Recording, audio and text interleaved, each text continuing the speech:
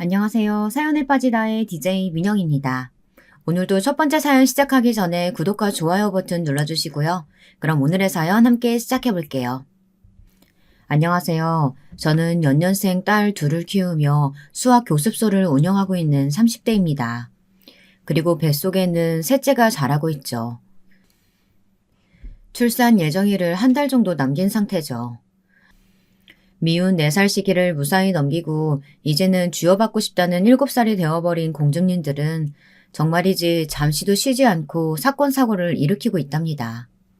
그러면서 눈치는 또 어찌나 빠른지 제가 화를 내겠다 싶으면 이 세상 애교라는 애교는 다 끌어모아서 예쁜 짓을 하는데 이걸 속아 넘어가야 하나 몇 번이나 고민을 하게 되죠. 남편은 아주 애들이라고 하면 하늘의 별이라도 따올 사람이라 결국 집에서 호랑이 역할을 하는 사람은 저뿐이랍니다. 사연을 쓰고 있는 지금 이 시간도 한바탕 전쟁을 치른 다음이죠. 아이 둘을 키우면서 참 많은 일들이 있었는데요. 오늘은 그 중에서도 저희 가족들의 삶을 순식간에 바꿔버린 그 이야기를 좀 하려고 합니다. 그 일들을 겪으면서 많이 울기도 했고 화를 내보기도 했는데 결국은 손절이 정답이더라고요. 괜히 가족이라는 이름으로 가해진 상처 앞에서 속절없이 당하고 있었던 순간들이 후회가 되더라고요. 남편과 저는 재수학원에서 처음 만나 우연히 같은 대학을 다녔답니다. 그렇게 인연이 된 것도 쉬운 일은 아닐 텐데 졸업 이후 학원 일을 시작하면서 남편을 또 만나게 되었죠. 남편이 일하는 사무실과 제가 근무하는 학원이 같은 층이더라고요. 이 정도면 운명이 아닐까 싶을 정도였는데 그것이 계기가 되어 연애를 하고 결국에는 결혼까지 하게 되었답니다. 제가 긴 인생을 살아온 것은 아니지만 남편만큼이나 저하고 잘 맞는 사람은 없지 않을까 하는 생각을 자주 하는데요.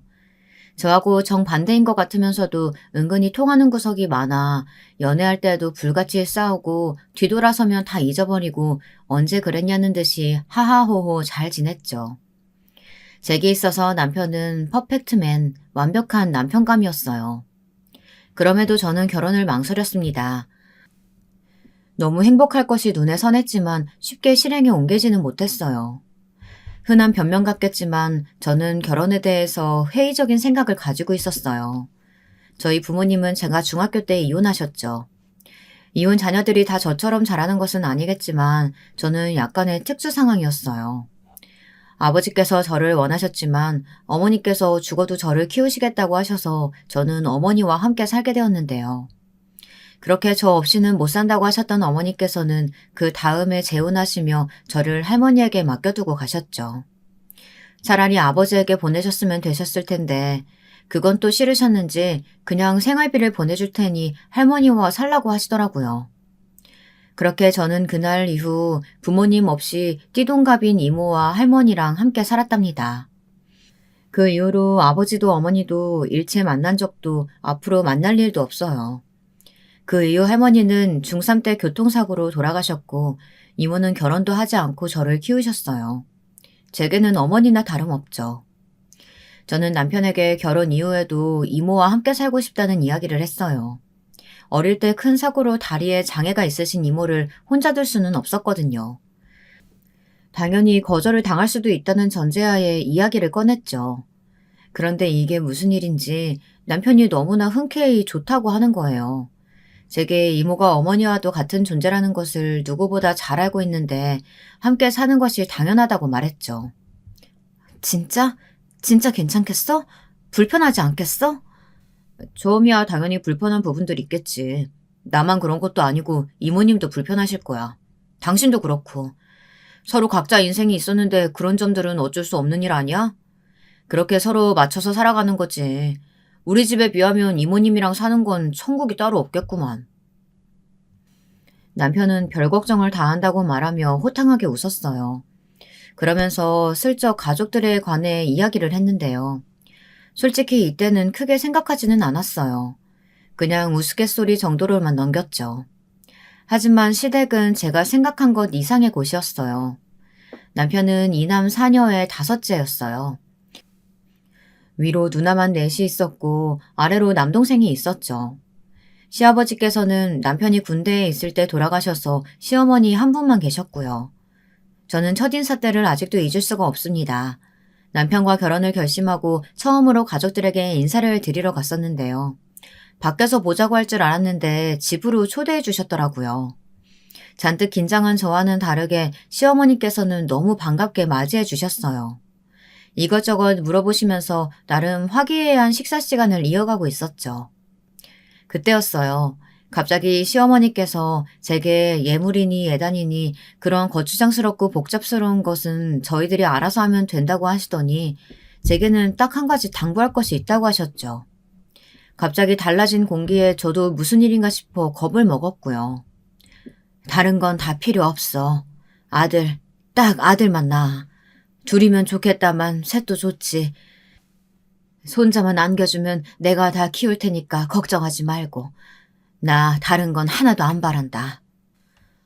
그게 어디 우리 뜻대로 되는 문제도 아닌데 뭘 그렇게 강조하세요. 생기는 대로 저희는 둘만 낳을 거예요. 딸이든 아들이든. 누가 너한테 말했어? 며느리한테 이야기했지. 설마 세아가 너도 그렇게 생각하는 건 아니지? 그이랑 이야기했어요. 저희는 딸 아들 생각하지 않고 그저 둘만 낳아서 잘 키워보자고요. 저는 남편과 사전에 가족 계획에 관해 이야기 나눴던 것이 있어 웃으며 말씀드렸습니다. 아이 문제에 있어서 소극적인 저를 배려해서 남편은 하나만 낳자고 했지만 저는 그래도 둘은 있어야 되지 않겠느냐고 생각했거든요. 혼자다 보니 그렇게 외로울 수가 없더라고요. 물론 형제 사이가 남보다 못한 사람들도 있다고들 하지만 저는 부모님이 이혼하시는 문제를 겪으면서 모든 상황을 혼자서만 견뎌야 하는 것이 힘들었던 기억이 있어 그런지 둘은 되어야 되겠다 싶더라고요. 남편은 아이를 좋아하는 편이라 그렇게 하자고 냉큼 찬성을 했고요. 저는 그 대화를 떠올리고 있었는데 갑자기 시어머니께서 숟가락을 식탁에 소리나게 내려놓으시더라고요. 식탁의 분위기가 삽시간에 무거워졌죠. 시어머니께서는 그럼 딸만 둘 생기면 어떻게 할 것이냐고 물어보셨어요. 남편은 그게 뭐가 문제가 되겠냐는 반응이었죠. 딱딱한 말투에 시어머니의 반응에도 남편은 시큰둥했어요. 저만 초조한 마음으로 두 사람 눈치를 봐야 했죠. 시어머니께서는 냉수를 단숨에 들이키시더니 누구 생각이냐고 물어보셨어요. 방금까지 그렇게 화기애애했던 분위기는 무겁다 못해 숨이 막힐 정도로 차갑게 흘러가고 있었고요. 아직 결혼도 안 했고 아이는 더더욱 생기지도 않았는데 벌써부터 아들 타령하지 마세요. 어머니도 딸이 있으시면서 그렇게 말씀하시면 안 되는 거 아니에요? 솔직히 그저께도 막내 누나 시어머니가 아직 산후조리도 안 끝난 누나한테 아들 낳으라고 한다고 욕을 그렇게 하셨으면서 이 사람한테는 결혼 전부터 그런 말씀을 하고 싶으세요? 상황이 다르잖아, 상황이. 너희 막내 누나 시댁은 아들이 귀한 집이 아니잖아. 우리 집이랑은 다르게. 그리고 아니, 애를 낳고 몸조리 중인 애한테 그게 할 말이니? 그건 사돈이 너무했지. 손이 귀하니 어쩌니 그런 말들 저는 듣기 싫습니다. 다 귀한 사람인데 누구 집에서는 아들이 귀하고 다른 집은 아니고 그런 건 말도 안 되는 소리라고요. 남편은 시어머니의 말씀에 끝까지 물러서지 않고 말했죠. 시어머니께서는 뭔가 강하게 한마디 하고 싶은 눈치셨지만 차마 내뱉지는 못하시고 한숨만 내쉬었죠. 저는 시어머니를 처음 뵙는 자리에서 이런 상황을 맞이하게 될 것이라고는 전혀 생각해보지 않았었거든요. 그래서 뭐라고 반응해야 할지 혼란스럽기만 하다 보니 제가 선택한 방법이라고는 그저 입을 꾹 다물고 두 사람 이야기를 듣는 것이 전부였어요. 시어머니께서는 남편과는 더 이상 이야기가 안 된다고 생각하셨는지 저를 바라보시고는 자신의 당부를 잊지 말라고 하셨답니다. 그날 저녁 왜 시어머니께서 그렇게 아들을 강조하시는지 너무 궁금해서 남편에게 물었어요. 남편은 자기 가족 구성을 보면 알 수 있지 않느냐고 지긋지긋하다는 표정으로 이야기해 주었습니다. 시어머니께서 딸만 넷을 줄줄이 낳는 동안 지독한 시집살이를 겪으셨다고 하시더라고요. 처음 딸을 낳았을 때는 살림 미천이라 생각하고 좋아하셨다가 둘째도 셋째도 그리고 넷째마저도 딸이 태어나자 시어머니께서 처신을 잘못하셔서 조상이 노았다는 둥 자기 집으로 시집와서는 집안의 대를 끊어놓으려고 한다는 둥 온갖 모욕적인 말도 다 참으셔야 했다고 했습니다. 저는 이야기를 듣는 동안 무슨 드라마도 아니고 아직도 그런 집이 있느냐고 물었지만 남편은 정색하며 자신의 집에는 그런 분위기가 있다고 고백했습니다. 순간 저도 혹시 아직도 시어머니께서 그렇게 하시는 건가 걱정돼서 슬쩍 물어봤어요. 남편은 시어머니께서 특별히 겉으로 하시는 말씀은 없으셨지만 그래도 적잖게 남아있을 것이라고 했죠. 저는 시어머니를 만나고 와서는 어쩌면 시집살이가 생각보다 순탄치 않겠다는 느낌을 가득 받았습니다. 하지만 남편의 말처럼 시어머니와 한 집에 살 것도 아닌데 적당히 맞춰주는 것으로 합의를 보기로 했습니다. 그리고 첫 인사를 드리고는 얼마 되지도 않았는데 시어머니께서 막무가내로 자신과 갈 곳이 있으니 남편에게 비밀로 하고 나오라고 말하시더라고요. 어딜로 가느냐고 물었지만 대답하지 않으셨어요. 예약을 해뒀으니 거절하면 안 된다고 하시는데 할 말이 없더군요. 다음날 시어머니가 부르신 곳으로 갔는데요. 무슨 병원이었죠. 저는 갑자기 무슨 병원이냐고 물었지만 시어머니께서는 결혼 전에 알아봐야 할 것이 있다고 하시더군요. 이런저런 검사를 한 뒤에 의사 선생님께서는 제가 자궁이 찬 편이라는 말씀을 하셨어요. 하필 자궁이 차갑다니 이게 다 무슨 일이야. 사전에 알아봤으니 망정이지. 몰랐으면 큰일 날 뻔했지. 하여튼 그 도령 말을 듣길 잘했다니까. 세아가 너 앞으로 일주일에 3번은 이곳에 와서 치료받아야 되니까 시간 예약 잘해두고. 치료요? 어머님 무슨 치료를 말씀하시는 거예요? 약 지으러 오신 거 아니에요? 처음에는 그럴 생각으로 왔는데 어쩌겠니? 이제 와서 결혼을 물을 수도 없고 네가 우리 아들한테 귀인이나 다름없다는데. 귀인이요? 어머님 그 말은 또 무슨 의미세요? 시어머니께서는 제 물음에 화들짝 놀라시면서 말을 급하게 얼버무리셨어요. 그리고는 자신이 다 결제를 해뒀으니 빼먹지 말고 와서 꾸준하게 치료를 받으라고 하셨죠. 당시 저는 더 이상 시어머니를 붙들고 물어볼 수 없어 우선은 알겠다고 말했습니다. 하지만 그 뒤로도 몇 번이나 시어머니께서는 아들 이야기를 하시며 제게 몸을 잘 챙겨야 한다고 하셨습니다. 그 이야기를 듣는데 기분이 묘하더라고요. 마치 제가 아이를 낳기 위해 남편과 결혼하는 그런 기분이 들었답니다. 그래서 저는 참다 남편에게 그동안의 일을 이야기했어요. 남편은 정색을 하며 제게 화를 내더군요. 그냥 시어머니께서 며느리 몸 챙겨주신다고만 생각했었으니까 꼭 당신한테 할 말은 아니겠다 싶었지. 그런데 이게 이렇게 화를 낼 일이야? 당신도 그렇고 어머님도 그렇고 왜 이렇게 예민한 거야? 당신이 쓸데없는 일에 이리저리 휘둘리는 것 같아서 그러지. 예민하기는 무슨. 어머님도 그래. 내가 무슨 당신한테 귀인이니 어쩌니 알 수 없는 말들을 하시다가 내가 물어만 보면 입을 꾹 다무시질 않나. 당신은 당신대로 시어머니와 어디로 어떻게 다녀온 것이냐고 무슨 범죄자 신문하듯이 물어보질 않나. 뭐야 도대체. 귀인? 어머님이 당신한테 그런 말을 했단 말이야? 남편은 제가 화를 내자 저를 달래주려는 듯이 미안하다고 말하다가 제 입에서 귀인이라는 단어가 나오자 다시 무서운 얼굴을 하고는 혼자서 알 수 없는 말을 중얼거렸죠. 제가 물었지만 자신이 알아서 하겠다는 말만 하더라고요. 시어머니의 손자 타령은 결혼을 하고 나서 더 심각해졌어요. 신혼여행을 다녀온 지 3개월이 지났을 어느 날이었죠. 시어머니께서 이른 아침부터 갑자기 집으로 찾아오셨어요. 그러고는 다짜고짜 제게 한의원을 가자고 하시더라고요. 결혼 전에 갔던 곳과는 전혀 다른 곳이라고 하시면서 빨리빨리 준비하라고 성하셨죠. 약 잘 짓기로 유명한 곳이라서 예약 잡기도 얼마나 힘들었는지 몰라. 그러니까 어서 가자. 어머님, 무슨 약을 짓는다고 그러세요? 아픈 것도 없는데. 아픈 곳이 없기는 왜 없어? 결혼한 지 3개월이나 지났는데 소식이 없잖아. 가서 무슨 문제라도 있는 거 아닌지 맥도 좀 짚어보고 해야지. 아니 결혼 전에 약을 그렇게 먹었는데 어떻게 소식이 없어. 그래서 이번에는 다른 사람한테 물어보려고 알아왔으니까 믿어도 된다. 아휴, 괜히 돈만 날렸네. 저는 시어머니의 말씀에 저절로 입이 떡하니 벌어졌어요. 아니 이제 3개월이 된 신혼에게 아이 소식을 바라시는 것은 너무한 것이 아닌가 싶었죠. 저는 당황스러움을 숨기고 어머니께 아직 아이를 가질 계획은 없다고 솔직하게 말씀드렸어요. 남편과 저는 결혼하면서 모아둔 돈을 다 끌었었기 때문에 지금 당장 아이가 태어나도 키우기 쉽지 않을 것 같다는 이야기를 한 적이 있었답니다. 그러면서 신혼을 즐긴다는 생각으로 2년 정도 부지런히 돈을 모아 기반을 다진 다음 아이를 가지자고 했었죠. 저는 시어머니께 자세한 이야기까지 다 한 것은 아니지만 우선 지금 당장 아이를 가질 계획을 세운 것은 아니라고 말씀드렸어요. 그때였어요. 제 말을 들으신 시어머니께서는 무섭게 화를 내시며 소리를 지르셨어요. 2년? 아니, 아이가 너희가 원한다고 쉽게 가질 수 있는 줄 알아? 지극정성 들여도 생길까 말까 하는 거야. 말 같지도 않은 소리 한다, 진짜. 도대체 누구 머리에서 나온 생각이야? 혹시 세아가 생각이냐? 아이 늦게 갖자는 말?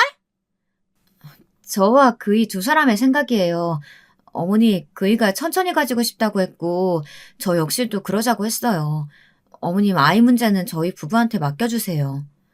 네가 얼마나 죽는 소리를 했으면 내 아들이 그런 말을 했을까? 시끄럽고 당장 일어나. 예약 시간 다가온다. 시어머니께서는 제 말을 딱 자르시더니 저를 강한 힘으로 끌고 나가셨어요. 저는 끝까지 거절할 수도 있었지만 우선은 따라 나서기로 했죠. 길게 시어머니와 이야기해봤자 좋을 것 하나 없겠다 싶었거든요. 목적은 다르지만 보약을 지어주신다는데 꼭 거절할 이유가 어디 있겠는가 하는 것이 제 생각이었답니다. 병원에 도착해서 저는 또 한 번 시어머니에게 놀랄 수밖에 없었는데요. 사람들이 그렇게 많은 곳에서 시어머니께서는 거의 진상이나 다름없는 행동을 하셨답니다. 자궁이 좀 찬 편이네요. 여사님 말씀처럼 아이가 잘 들어서려면 자궁이 따뜻해야 되는데 우선은 약을 좀 쓰도록 할게요. 제 친구한테 들었는데 침치료도 있다면서요. 약이랑 침치료랑 다 부탁드려요. 지금 받아도 되죠? 당장에 침치료까지는 안 하셔도 괜찮아요. 며느님께서 다른 문제가 있으신 것도 아니고 그저 자궁이 좀 찬 것뿐이어서 약으로도 충분하답니다. 그게 무슨 소리예요? 할 수 있는 건 다 해주세요. 무조건 아들 낳아야 되니까. 아들이 생길 수 있도록 하는 그런 약이요. 시어머니께서는 치미니 뜨미니 모든 조언이 다 해달라고 하시면서 저를 보시며 한숨을 쉬셨어요. 사람 좋아 보이는 한의사 선생님께서는 시어머니와 같은 사람들을 많이 겪어보신 덕분인지 지금은 오히려 독이라고 하시면서 딱 잘라 거절하셨죠. 시어머니께서는 몇 번이나 요구하셨지만 그 단호한 반응에 결국은 포기하셨어요. 시어머니께서는 남편의 약도 함께 부탁을 하시며 꼭 아들을 낳을 수 있도록 약을 해달라고 하시더라고요.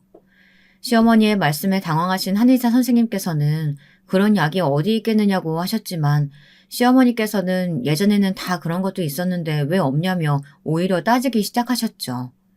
정말이지 얼굴이 다 화끈거리더라고요. 한의원을 나오셔서도 시어머니께서는 계속해서 짜증을 내셨어요. 이 한의원을 추천해준 지인으로 추정되는 사람에게 전화를 걸더니 아들 낳는 약을 지어달랬는데 그런 것이 어디 있느냐는 이야기를 들었다며 돌팔이 아니냐고 하셨어요. 목소리가 어찌나 큰지 지나가는 사람들이 다 한 번씩 쳐다보더라고요. 정말이지 쥐구멍이라도 있다면 숨고 싶었죠. 이모에게 하소연도 했지만 이모는 그냥 손자가 보고픈 할머니 마음이라고 생각하고 넘어가라 충고해 주었습니다. 남편이 야근을 마치고 돌아왔을 때 저는 낮에 시어머니와 함께 병원에 다녀왔다는 이야기를 꺼냈어요. 이모가 해준 충고까지 하나도 빼놓지 않고 다 이야기했죠. 제 이야기가 이어지는 동안 남편의 얼굴은 시시각각으로 변하더군요. 그러더니 제 이야기가 끝나자마자 앞으로는 절대 시어머니를 따라서 가지 말라고 하면서 그런 약은 필요 없다고 하더라고요. 너무 무서운 얼굴로 제게 다짐을 받듯이 말하는 남편을 보면서 저는 알겠다고 대답했지만 속으로는 의문점이 가득했어요. 이틀 뒤 시어머니께서는 약을 직접 가져오셔서는 냉장고에 차곡차곡 넣으셨어요. 그러면서 아무리 바쁘더라도 절대 빼먹어서는 안 된다고 하셨죠. 그리고는 요상한 부적을 꺼내시고는 안방으로 성큼성큼 들어가셨어요. 순식간의 일이었죠. 저는 너무 놀라서 시어머니께 어디 들어가시냐고 물었지만 시어머니께서는 거침이 없으셨어요. 저는 바쁜 걸음으로 시어머니를 따라 들어갔습니다. 시어머니께서는 침대 머리맡에 있던 2개의 베개에 부적을 넣으시고는 절대 빼지 말라고 하셨어요. 그리고는 침대 아래에도 마찬가지로 넣어두셨죠. 어머니, 지금 뭐 하세요? 베개에 넣으신 것은 뭐고 침대 아래에는 뭐예요? 보면 모르니? 내가 예전부터 다니는 곳에서 크게 돈 쓰고 받아왔어. 아들 낳게 해준다고 하니까 절대 빼지 말고 베개 커버 바꾸는 일이 있어도 이 부적은 절대 빼면 안 된다. 부적이라니, 어머니, 저희 그런 거 필요 없어요. 저희가 결혼한 지 1년이 된 것도 아니고 아직 한창인데 뭐하러 이것까지 준비하세요. 뭐든 할 수 있는 건 다 해야지. 아들만 낳을 수 있다면 못할 게 뭐가 있어? 그리고 소파에도 좀 둬야 되는데. 시어머니께서는 저의 만류에도 불구하고 집안 곳곳에 부적을 숨겨두셨어요. 그리고는 절대로 남편에게 말하지 말라고 하더군요. 남편은 이런 미신을 엄청 싫어하니까 집안 시끄럽지 않게 저와 시어머니만 아는 것으로 하자고 말씀하셨죠. 너희 남편 내가 이렇게 한 거 알면 또 난리 나니까 절대 말하지 말고. 새아가랑 나만 아는 비밀이다. 알겠지? 괜히 모자 사이 멀어지게 만들 생각 아니면 끝까지 모른 척해. 괜히 시끄럽다. 그이가 그 정도로 싫어하는데 이렇게까지 하셔야겠어요? 뭐가 어때서? 이렇게 해서 네 뱃속에 귀한데 손자만 생긴다면야 못할 일이 뭐가 있겠어? 저는 남편이 싫어할 행동임에도 굳이 왜 시어머니께서 이렇게 하시는 건지 조금도 이해가 되지 않았어요. 여러분들은 어떠신가요? 저도 점이나 미신을 어느 정도는 믿는 편이라서 새해가 시작되면 사주도 확인하고 종종 타로도 보러 가거든요. 유명하다는 곳을 찾아간 적이 있기는 했지만 부적은 처음 봤답니다. 시어머니께서 단단히 단속을 하고 가신 뒤로 안방으로 들어가는 것이 좀 망설여졌어요. 소파에 앉는 것도 뭔가 이상한 기분이 들었죠. 고작 종이 가지고 뭐 그렇게 야단이냐고 하실 수도 있겠지만 하여튼 저는 좀 기분이 편하지 않았어요. 저녁에 퇴근한 남편에게 약을 내밀며 시어머니께서 빼놓지 말고 먹으라고 했다고 말했습니다. 남편은 자신은 먹지 않겠다고 했는데 뭐하러 챙겼냐고 한 소리 들었죠. 박서방도 너무 그러지 말고 그냥 보약이다 생각하고 먹으면 되지. 그렇게 화낼 일은 아닌 것 같은데. 아니 이모님도 생각해보세요. 무슨 우리가 자식 낳는 기계도 아니고 제가 분명히 그런 행동은 하지 말아달라고 부탁을 했는데도 이렇게 나오시니까 그러죠. 나도 마음이 편한 건 아닌데 그래도 어머님이 주신 거니까 챙겨 먹자. 너무 화만 내지 말고. 남편은 싫어 죽겠다는 얼굴로 약을 받았어요. 그 뒤로도 몇 번이나 시어머니께서 때때마다 약을 지어주시며 아이 소식을 물으셨답니다. 하지만 특별한 변화는 없었죠. 시어머니께서는 돌팔이 아니냐고 화를 내셨지만 저는 묵묵히 시선을 다른 곳으로 두며 시어머니의 말씀을 흘려들었답니다. 시어머니의 행동에 변화가 생긴 것은 다음해 시동생이 결혼을 하면서였어요. 연상 연하 커플이라고 시어머니께서 처음에는 무척이나 반대를 하셨지만 무슨 일이 있었는지 갑자기 행동을 싹 바꾸시더라고요. 죽어도 결혼은 안 된다고 하셨던 분이 말을 바꾸자 동서는 의외라는 반응이었답니다. 제게 동서가 생기고 나서부터 시어머니의 아들 타령은 2배가 되었어요. 저만 데리고 가시던 한의원에는 이제 동서도 함께 다니게 되었죠. 그런데 동서는 저와는 다르게 아무렇지 않아 보이더라고요. 시어머니께서 나이도 많으니 침 치료도 받아야 하는 것 아니냐고 하셨지만 동서는 싫어하는 내색도 없이 온갖 치료까지 무덤덤하게 받았죠. 한 번은 제가 너무 신기해서 물었던 적이 있었는데요. 동서는 괜찮아요? 어머니께서 저렇게 손자 타령하시는데도? 뭐 좋은 기분은 아니지만 그렇다고 못할 짓은 아니잖아요. 귀찮기는 해도 어머니 저렇게 하시는 것도 다 자기 만족 때문인데 뭐라고 하겠어요. 그냥 분 풀리실 때까지 두는 거죠. 좀 맞춰드리다 보면 제 풀에 지치지 않으시겠어요? 동서는 마치 이미 모든 것을 초월한 사람처럼 말했어요. 저는 별난 시어머니 그 이상으로 동서도 만만치 않구나 싶었습니다. 시어머니의 정성이 통한 것인지 저는 동서가 들어오고 나서 얼마 되지 않아 첫 아이를 임신했어요. 정말이지 그렇게까지 시어머니께서 기뻐하실 거라고는 기대하지 않았는데 아이가 생겼다는 말을 전하는데 시어머니께서 벌떡 일어나셔서는 저를 꼭 껴안고 너무 잘했다고 하시더라고요. 그리고는 이제 겨우 육주된 아이의 성별부터 물어보셨죠. 병원에서는 뭐라고 해? 아들이라 그래? 파란색이라고 그러지? 그걸 벌써 어떻게 알아요? 그리고 설사 알게 된다고 해도 저희는 물어볼 생각 없어요. 어머니, 저희는 성별이 무엇이든 크게 신경 쓰지 않으려고요. 병원에서는 16주가 넘어가면 알 수 있다고 하던데 저희는 미리 알고 싶은 생각은 없거든요. 답답한 소리 하네, 진짜. 아니 너희는 아들인지 아닌지 궁금하지도 않아? 어떻게 그렇게 남자식 얘기하듯 얘기할 수가 있어? 왜요? 딸이면 낳지 말까요? 딸이면 아이를 지우기라도 하란 말씀이세요?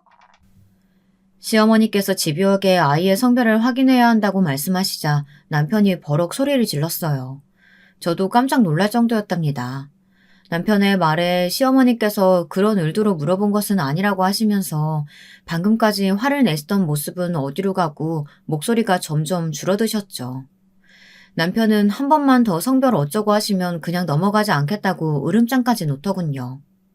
아마 저만 있었더라면 시어머니께서는 어떻게든 제 마음을 돌리기 위해 윽박을 질러가며 이야기하셨겠지만 남편 앞이라서 그런지 금방 알겠다고 하시면서 물러나셨죠.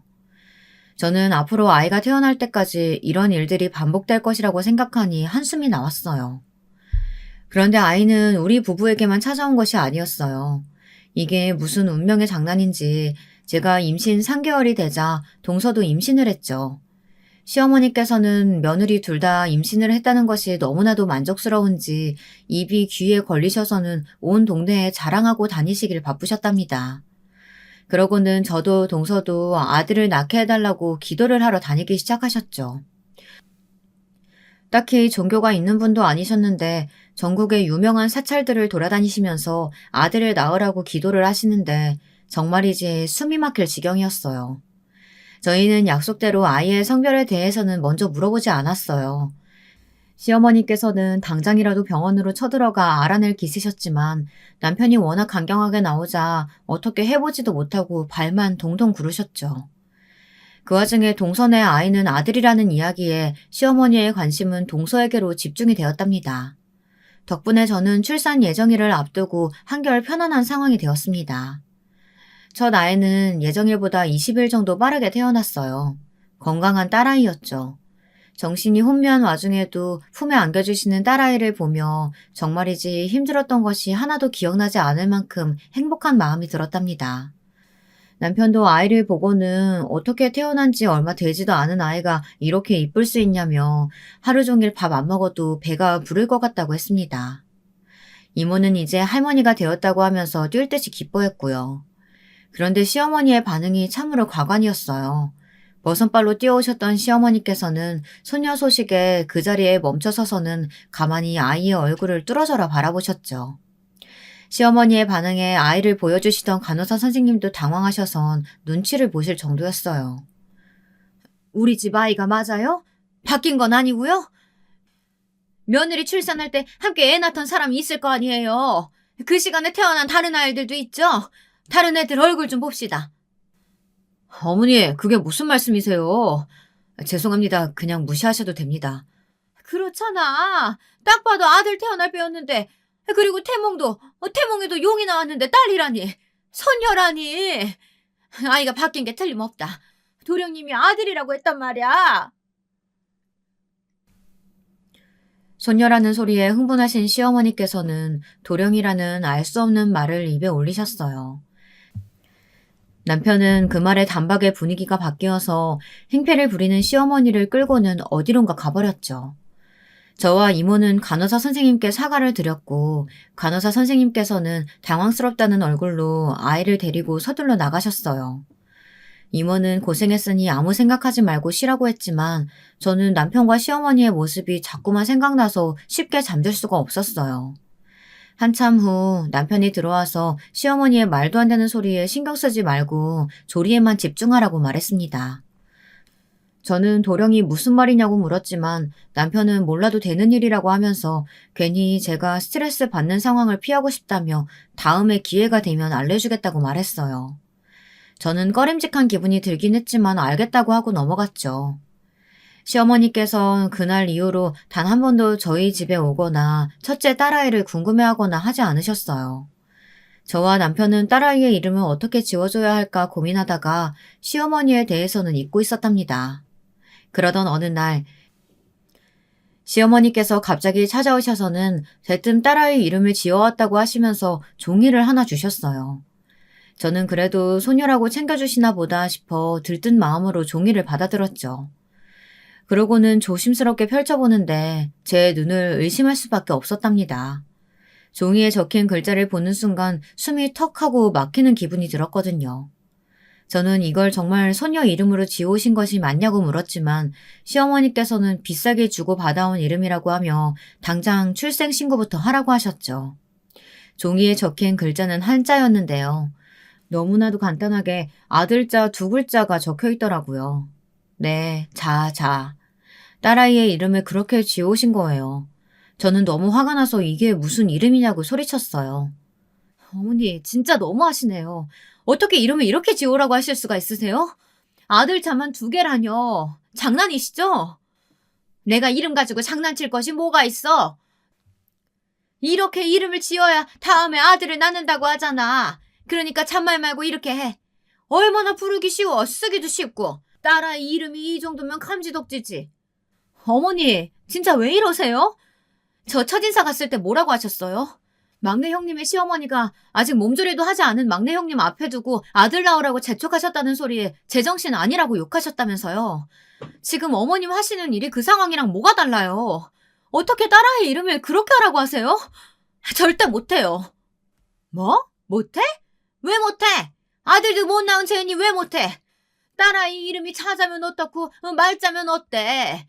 고작 여자의 이름 하나 가지고 지금 나한테 대드는 거니? 어디서 어른한테 말대꾸야? 시어머니께서는 가정교육을 어떻게 받은 것이냐며 소리를 지르셨지만 저는 하나도 무섭지 않았어요. 말도 안 되는 이름을 가져와서는 제 딸아이에게 붙이라고 강요하시는 시어머니를 어떻게 좋게 볼 수 있겠어요. 그렇게 시어머니와의 언쟁이 길어지는 도중에 남편이 돌아왔어요. 남편은 제가 목에 핏대까지 세우면서 시어머니에게 소리를 지르자 꽤나 놀란 얼굴이었죠. 저를 진정시키던 남편은 바닥에 떨어진 아이의 이름을 보더니 말없이 빡빡 종이를 찢어버렸답니다. 그 소리에 시어머니께서 깜짝 놀란 얼굴로 얼마짜리 이름인데 그걸 찢느냐고 하셨죠. 남편은 아이 이름은 이미 정했고 출생신고도 마쳤으니 쓸데없는 짓은 그만하고 당장 나가라고 하더군요. 시어머니는 아무 이름이나 지으면 아들 못 낳는다고 당장 이름을 바꿔야 한다고 하셨지만 남편은 눈 하나 깜짝하지 않았고요. 그렇게 시어머니께서는 쫓겨나듯 병실에서 나가야만 했답니다. 그날 이후로 남편은 제게 일체 시어머니에 대한 이야기를 꺼내지 않았어요. 그리고 퇴원해서 집으로 돌아온 이후로도 형님들이 찾아오는 것은 막지 않았지만 시어머니께서 오신다고 하면 정색을 하고 거절을 하더군요. 처음에는 몇 번이나 오시던 시어머니가 동서가 아이를 낳자 발길을 완전히 끊어버리셨어요. 동서가 아들을 낳았거든요.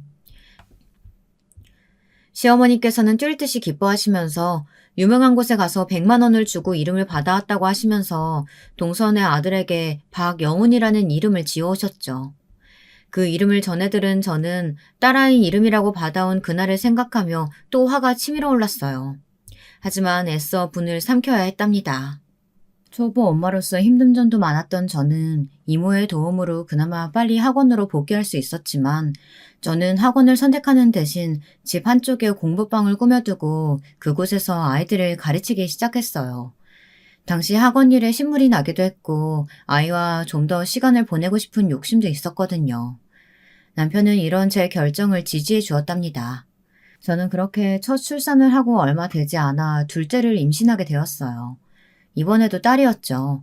당연히 시어머니께서는 제가 둘째를 임신했다는 소식을 듣자마자 첫째 때와 마찬가지로 아들을 낳게 하는데 도움이 된다는 것을 잔뜩 보내셨어요. 남편이 시어머니의 출입을 완벽하게 막아선 덕분에 저희 집에 직접 오지는 못하셨거든요. 남편은 시어머니께서 보내셨다는 것도 마음에 들지 않았는지 하나도 빼놓지 않고 돌려보냈어요. 물론 첫째 아이 이름 사건으로 마음이 상한 것이 사실이기는 하지만 이미 시간이 흘러 저는 괜찮아졌는데 남편은 아닌 모양이었어요. 둘째도 역시 딸이라는 소식에 시어머니께서는 다짜고짜 집으로 밀고 들어오셨죠. 도대체 내가 그렇게 챙겨줬는데 딸이라니. 너 내가 하라는 대로 하기는 한 거니? 내가 그렇게 당부했잖아. 다른 건 필요 없으니까 아들만 낳으라고. 아니 너희 동서는 떡하니 손주 안겨주는데 너는 뭐하고 있는 거야? 어머니, 저희는 아들 원한 적도 없고요. 그이와 저를 닮은 아이면 다 좋거든요. 그러니까 이렇게 오셔서 소리 지르지 마세요.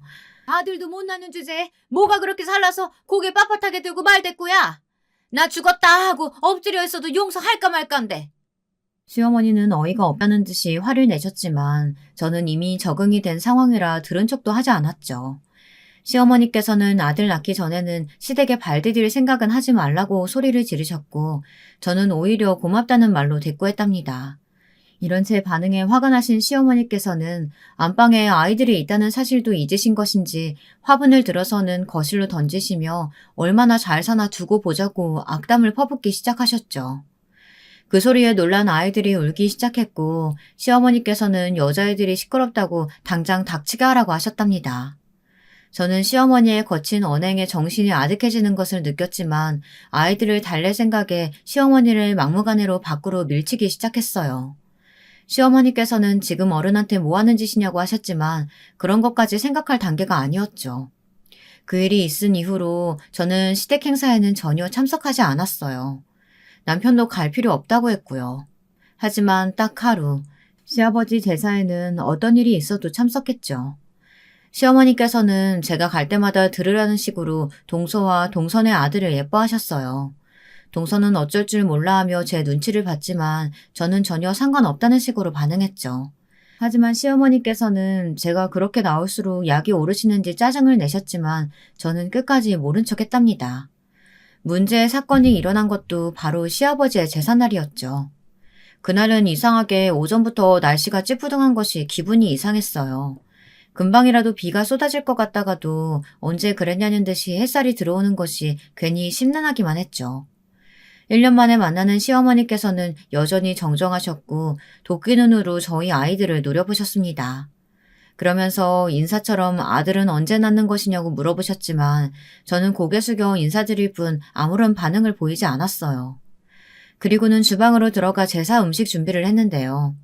곧 있어 동서가 도착했고 호들갑을 떨면서 동서와 손자를 맞이하는 시어머니의 소리에 저는 비릿한 웃음을 지으며 묵묵히 제 할 일만 하고 있었고요. 아이들은 아이들인지 어른들 사정과는 상관없이 자기들끼리 까르르 웃음을 터뜨리며 놀기 시작하더군요. 저는 그 소리를 배경음악 삼아 빠르게 손을 움직였고요. 얼마의 시간이 흘렀을까 아이들 소리가 들리지 않더라고요. 제가 아이들을 찾으려 두리번거리자 동서가 집안 마트에 갔다고 알려주었죠. 시어머니께서 아이들을 데리고 나갔다는 소리에 불안감이 밀려왔어요. 동서는 설마 시어머니께서 아이들에게 해코지를 하시지는 않을 것이라고 저를 안심시켰지만 저는 도저히 일이 손에 잡히지 않았어요. 그때였죠. 갑자기 창밖에서 번개치는 소리와 함께 소나기가 쏟아져 내리기 시작했어요. 꽤나 무서운 기세로 비가 쏟아지고 있었죠. 저는 우산도 없이 아이들이 나간 것은 아닌가 걱정돼서 바로 집 밖으로 나갔어요. 동서도 우산을 챙겨 들고 따라 나섰죠. 마트 쪽으로 얼마나 걸었을까. 저 멀리서 시어머니와 아이들의 모습이 보이더군요. 동서가 반갑게 손을 흔들며 아이들 이름을 부르는데 저는 그 자리에서 한 걸음도 움직일 수가 없었어요. 쏟아지는 빗속에서 딸아이가 홀딱 젖어 있더라고요. 그런데 그 옆에 시어머니와 동선의 아이는 멀쩡하게 우산을 쓰고 있었고요. 제 눈에는 불꽃이 튀었어요. 동선의 아이가 쥐고 있는 우산은 제가 이름까지 정성스럽게 적어준 첫째의 것이었거든요. 저는 미친 듯이 달려가 아이를 품에 안았어요. 어디서부터 비를 맞은 것인지 입술은 파랗게 변해 있었고 작은 몸은 덜덜 떨고 있었죠. 저는 멀쩡한 정신으로는 더 이상 있을 수가 없었어요. 저는 동선의 아이가 하고 있는 우산을 거칠게 빼앗으며 이 우산을 왜 가지고 있느냐고 물었습니다. 저의 사나운 기세에 아이는 겁에 질려 동서의 뒤로 숨어버렸죠. 동서도 당황하며 저를 불렀지만 저는 시어머니를 똑바로 노려보며 다시 물었어요. 비가 오는데 그럼 어쩌니? 비라도 맞으란 말이야? 이 우산은 우리 애들 우산이죠. 왜 이걸 다른 애가 쓰고 있고 우리 애들은 비를 맞고 여기까지 온 거냐고 묻고 있잖아요. 안 들리세요? 걔 집애가 비 좀 맞은 게 어때서 이 난리야? 귀한 우리 손자 대신해서 맞았으면 감사한 줄 알아야지. 시어머니의 말 같지도 않은 대답에 겨우 붙들고 있던 제 이상이 끊어지고 말았어요. 저는 당장 아이들을 품에 안고 이혼할 테니 다시 볼 생각은 하지 말라고 하며 짐을 챙겨 나와버렸어요. 시어머니께서는 제사 준비는 어쩌고 그냥 가느냐고 난리셨지만 저는 그런 것 따위 안중에도 없었어요. 집으로 돌아온 저는 아이들을 따뜻한 물에 식히고는 걱정스러운 마음으로 옆에서 지켜보았죠. 비를 그렇게 맞았으니 혹시나 아프기라도 하면 어떻게 하나 조마조마했어요. 자초지종을 들은 남편은 잔뜩 굳은 얼굴로 제 손을 꼭 잡고는 괜찮을 거라고 중얼거렸답니다. 하지만 제가 걱정한 대로 새벽이 되자 첫째 아이의 몸은 불덩이처럼 뜨거워졌죠. 저는 남편과 함께 응급실로 달려갔고요. 딸아이는 온몸이 아프다고 칭얼거렸고 응급실에서는 열을 내리기 위한 갖은 방법을 동원했답니다. 그렇게 겨우 열이 떨어지기는 했지만 딸애는 여전히 다리가 아프다고 했어요. 병원에서는 고열의 후유증일 수도 있으니 지켜보자고 말씀하셨고요. 저와 남편은 긴장된 마음으로 금방 딸아이가 털어내기를 기도했지만 세상 일은 참 뜻대로 되지 않더라고요. 딸아이는 걸을 때는 상관이 없지만 달리기를 시작하면 한쪽을 절기 시작했어요. 병원에서는 아직 한창 성장기의 아이니 치료를 하다 보면 좋아질 수 있다고 하셨지만 저희 부부에게는 청천벽력이나 다름없는 소리였죠. 남편은 완전히 눈이 돌아버렸어요. 그리고는 시어머니를 가만두지 않겠다고 이를 벅벅 갈았죠. 나는 당신이랑 이혼을 하면 했지 더 이상 어머니랑 엮이고 싶은 마음 조금도 없어. 이혼? 우리가 왜 이혼을 해? 그 사람 이제 내 어머니도 아니야. 나한테는 앞으로 당신이랑 우리 아이들 그리고 이모님이 가족이야. 앞으로 내 가족 건드리는 사람 나타나면 내가 가만히 안 있어. 남편은 무시무시한 얼굴로 말했어요. 그렇게 저희는 시어머니와의 연결고리를 완벽하게 끊어내기 위해 이사를 가기로 했어요. 아무도 모르는 곳으로 말이죠. 저나 이모는 새로운 곳에서 다시 시작해야 한다는 불안감이 있기도 했지만 아이들을 위해서라면 그런 것쯤은 아무것도 아니었죠. 그렇게 이사 준비로 바쁜 어느 날 시어머니께서 전화를 하셨어요. 물론 이전에도 몇 번이나 연락을 주셨지만 저는 깔끔하게 무시하고 있었거든요. 그런데 그날따라 유독 전화를 계속 하시더라고요. 평소라면 이미 끊었을 전화를 말이죠. 저는 최대한 감정을 죽이고 전화를 받았어요. 미쳤어? 내가 뭘 잘못했다고 이 난리야? 전화를 받자마자 시어머니께서는 차마 입에 올릴 수도 없는 욕을 내뱉으시며 화를 내셨어요. 저는 무슨 일이시냐고 전화 잘못 거신 것은 아니냐고 물었죠. 하지만 시어머니께서는 더 길길이 뛰시면서 갑자기 자신의 뒤통수를 치는 이유가 뭐냐고 따지셨어요. 저희가 뭘 잘못했다고 이렇게 난리세요. 어머니께 무슨 일 생기셨다면 그건 다 업보가 아닐까요? 우리 첫째 그렇게 죽되 살아나게 만드셨으면서 양심의 가책은 조금도 들지 않으시나 봐요. 양심? 내가 뭘 잘못했는데? 그럼 그 상황에서 손자가 비 맞도록 뒀어야 한다는 말이냐? 그 귀한 아이를? 그렇게 귀하시면 어머님이 우산 쓰지 말고 아이들한테 양보하지 그러셨어요. 왜 우리의 우산을 빼앗아서 주신 건데요? 어머니 때문에 첫째가 무슨 일을 겪었는지 상상이라도 해보셨어요? 시어머니께서는 고작 아이가 아픈 것으로 자신에게 이렇게 하는 것은 말이 되지 않는다고 하며 당장 원상태로 돌려주라고 하셨어요.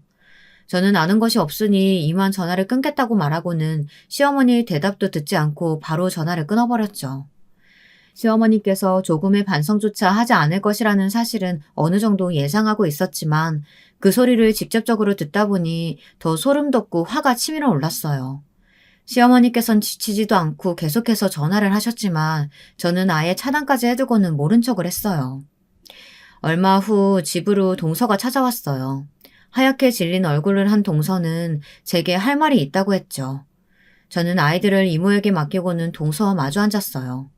동서가 나쁜 것이 아니라는 것쯤은 저도 잘 알고 있었지만 마음이 편하지는 않더라고요. 동서도 마찬가지였고요. 미묘한 공기가 흐르는 것도 잠시 동서는 깜짝 놀랄 만한 일을 이야기하기 시작했어요. 원래 시아버지께서 운영하고 계시던 회사가 있었는데 남편도 서방님도 회사에는 관심이 없어서 전문 경영인을 꾸리고 있었다고 하더라고요. 그런데 그 경영인이 사실은 시어머니와 잘 아는 사이로 몰래 회사 돈에 손을 대고 있었다고 말이죠. 남편이 주식을 가지고 있다는 것은 알고 있었지만 그 속사정까지는 모르고 있던 저로서는 충격이 꽤나 컸답니다. 형님은 모르고 계셨던 것 같은데 어머니께서 계속해서 뒷돈을 챙겨주셨던 모양이에요. 그의 말로는 규모가 상당하다고 하는데 그걸 갑자기 감사팀에서 걸고 넘어지셔서 지금 어머님 상황이 많이 심각해요. 그이도 따로 계산을 해봤다는데 그동안 가져가신 돈이 억대는 된다고 하더라고요. 아니, 동서는 알고 있었어? 그이는 나한테 한마디도 하지 않았는데. 저도 며칠 전에 알았어요. 아주버님께서 집에 오셔서는 감사팀에 신고했다고 하시면서 어머니께서 그동안 횡령하셨던 돈에 대해 다 이야기하시더라고요. 형님도 아시겠지만 그이가 회계사무소에 다니잖아요. 혼자서 이것저것 확인해 보더니 그냥 넘어갈 수준은 아니라고 한숨을 쉬더라고요. 저는 그제야 왜 시어머니가 전화를 걸어 그 난리를 쳤는지 이해가 되었어요. 아무래도 법적으로 문제가 생기니 발등에 떨어진 불이라도 꺼볼 생각으로 전화를 하신 모양인데 저는 그 불을 꺼줄 생각이 전혀 들지 않았답니다. 동서는 이렇게 가다가는 시어머니께서 교도소에 가실 수도 있다고 하면서 아무래도 그 일은 막아야 하지 않겠냐고 하더군요. 내가 왜? 내가 무슨 수로 그 일을 막아? 감사팀에서 움직였다며. 법적으로 문제가 크다며. 그런데 내가 무슨 힘이 있어서 막느냐고. 그래도 아주버님께서 신고하셨다고 하니까 어떻게 말려보시면. 굳이? 나는 이미 어머니랑 인연 끊기로 마음먹었는데 어머님이 어떻게 되시던 나하고는 상관없어. 앞으로도 쭉. 그러니 어머니를 어떻게든 구제하고 싶은 마음으로 찾아왔다면 번지수 잘못 찾았어. 그날 상황 다 알면서 동서도 나한테 이렇게 와서 말하는 거 쉽지 않았겠지만 두 번 다시 이 문제를 거론하지 않았으면 해. 저는 단호하게 동서에게 말했어요. 동서는 어느 정도 예상을 했다는 듯이 고개를 끄덕이고는 가버렸죠. 그날 이후 시어머니가 어떻게 되셨는지는 모르겠습니다. 징역살이를 하셨는지 아니면 벌금으로 집이고 뭐고 다 빼앗기셨는지 제게는 중요하지 않으니까요. 그저 자신이 무슨 짓을 저질렀든 우리 딸아이가 아팠던 것에 100배만큼만 고생을 했으면 좋겠네요. 오늘의 제 사연 끝까지 들어주셔서 감사합니다.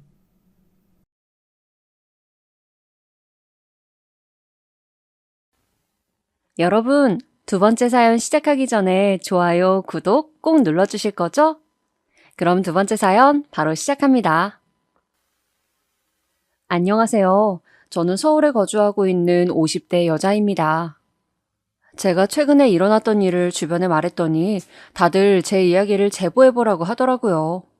그래서 평소에 워낙 즐겨 들었기 때문에 제보하게 되었어요. 저는 저에게 일어났던 일이라 그런가 굉장히 통쾌했었는데 여러분들도 들으시면서 재밌게 즐겨주셨으면 좋겠습니다. 제가 할 얘기는 저희 시댁 형님 얘기예요. 일단 사랑하는 우리 가족 소개를 먼저 하고 시작할게요. 저는 사랑하는 남편과 딸 2명이 있는 가정주부예요. 남편은 제가 고등학교를 졸업하고 만나게 되었어요. 집안 형편이 좋은 편이 아니라 저는 대학에 가지 않고 바로 취업했었어요. 그때 당시엔 저 같은 사람이 많았어요. 그렇게 첫 회사에 취업했는데 거기서 지금의 남편을 만나게 되었죠. 남편은 회사 정직원이었는데 제가 첫눈에 반했어요.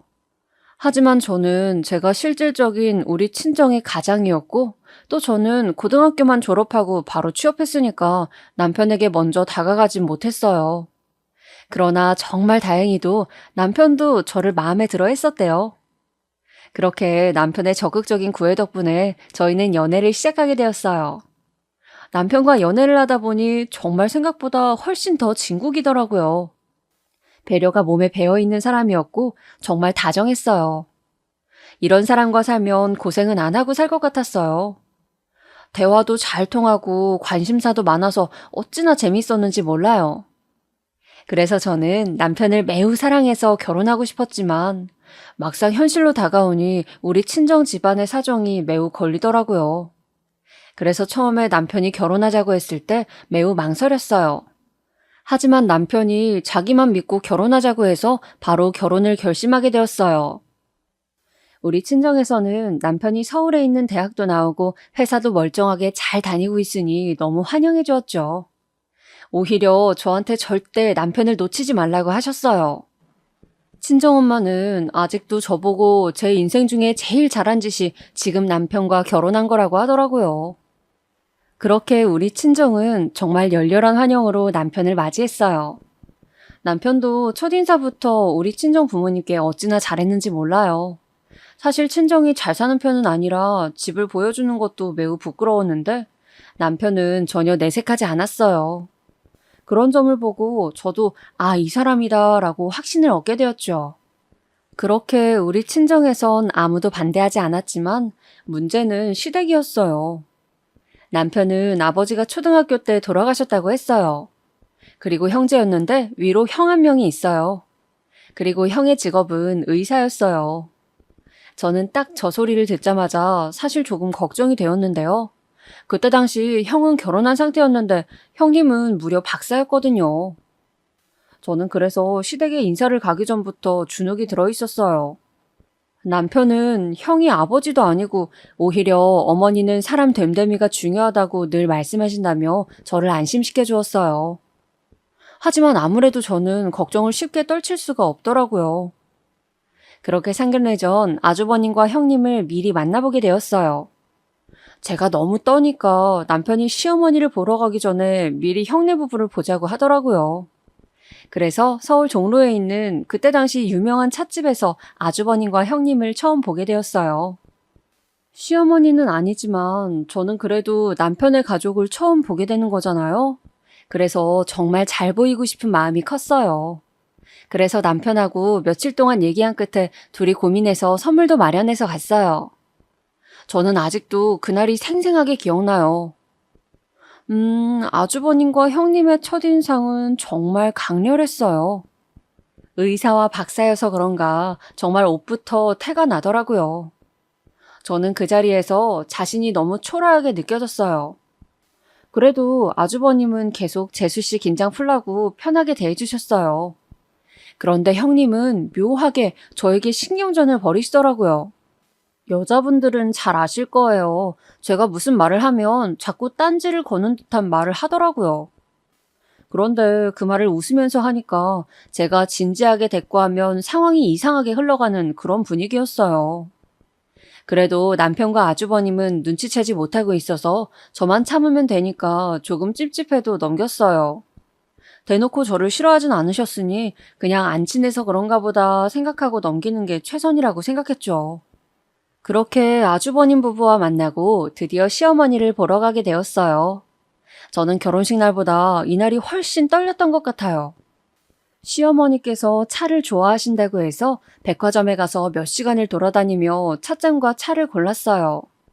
남편이 이만하면 됐다고 가자고 했지만 저는 이왕이면 그래도 첫인상부터 저를 마음에 들어 하셨으면 좋겠다는 마음이 매우 컸어요. 그렇게 꽃다발과 찻잔 세트를 들고 시어머니를 찾아뵈었는데 예상보다 시어머니가 굉장히 좋으신 분이었어요. 제가 인사하러 딱 들어가고 처음 눈이 마주쳤는데 굉장히 인자하게 저에게 웃어주셨어요. 저는 아직도 그 웃음이 기억이 날 정도랍니다. 남편 말로는 시어머니는 웬만한 일에 화를 내지 않으신다고 했거든요. 그 말이 정말 사실인 것 같았어요. 정말 차분하신 성격이었고 말씀하시는 것도 나긋하셨어요.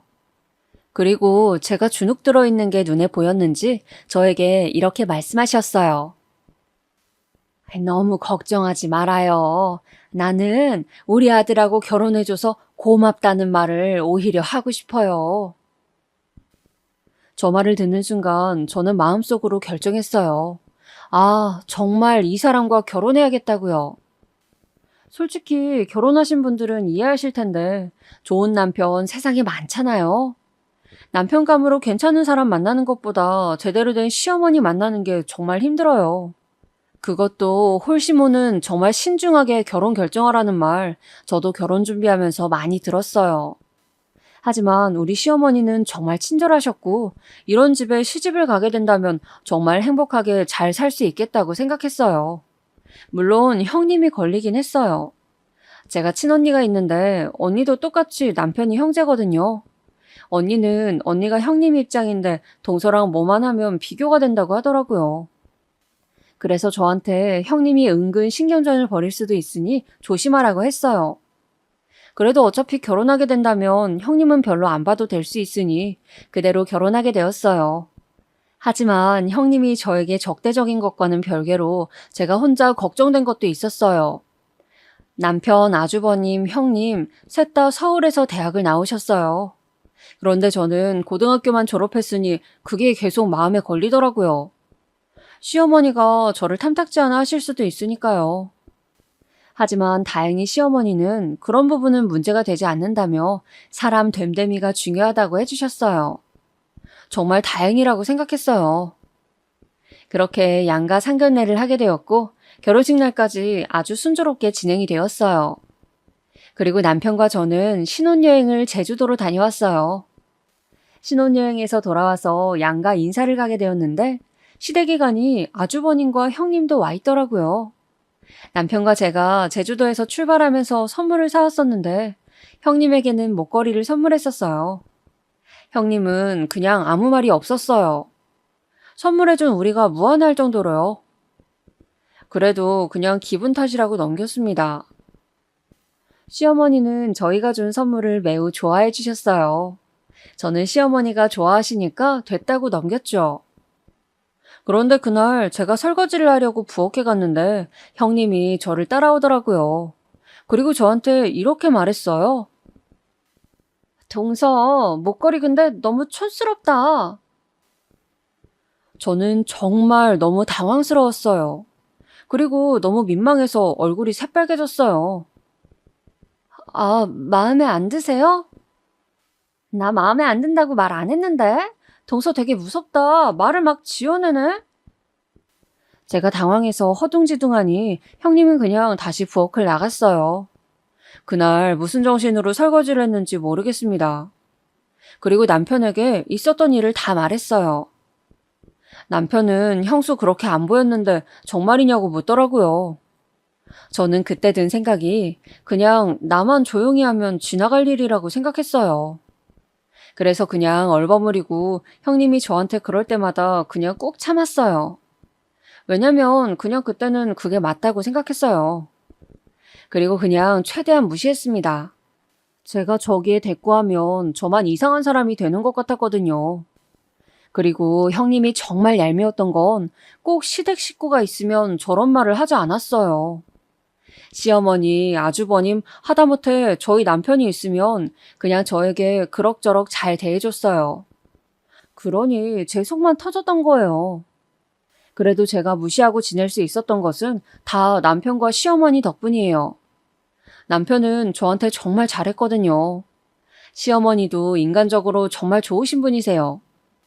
아무래도 옛날 분이시니까 어느 정도 고지식한 면은 분명 있으세요. 하지만 억지를 부리시거나 혹은 말도 안 되는 요구를 하진 않으세요. 또 시집살이는 절대 시키지 않으셨어요. 그래서 기분이 나빠도 딱 시어머니와 남편만 보고 살았죠. 완벽한 결혼 생활은 있을 수 없으니까요.